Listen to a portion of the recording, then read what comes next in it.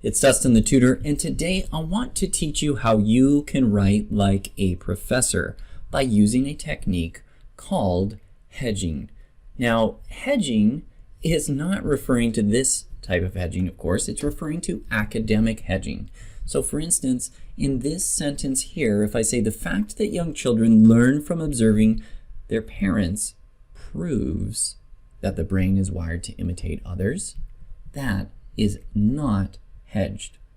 Whereas this sentence is, the fact that young children learn from observing their parents suggests that the brain may be wired to imitate others. Notice that the claim in the second version is more careful, that it doesn't claim too much, that it uses the word suggests and maybe to make something that is easier to defend.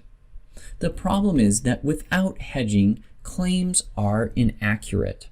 Your writing is unprofessional in its tone, and instructors love to pounce on these absolute statements like proves or always and others because they want to teach their students to write in a professional manner that is accurate.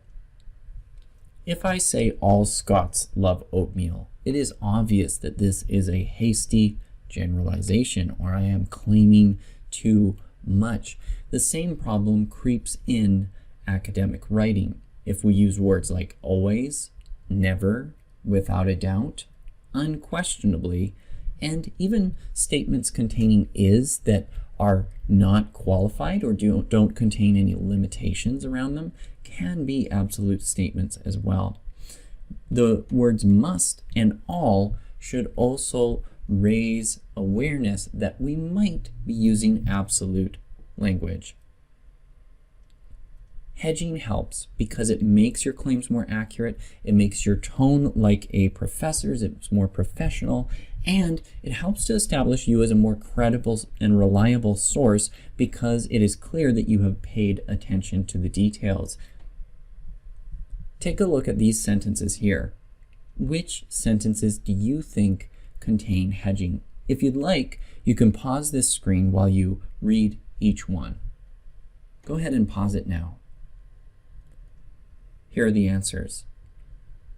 If we write "this proves our claim," that is clearly not hedged. In the second example, we were saying roses are red and violets are blue, and this statement also does not contain hedging. However, look at these. It appears that the decrease in spending is in part due to the governor's new policy. For some students, standardized tests may be an ineffective way to measure their true ability. This is due in part to test-taking anxiety. And while some grass is green, color is dependent on species and the health of a plant.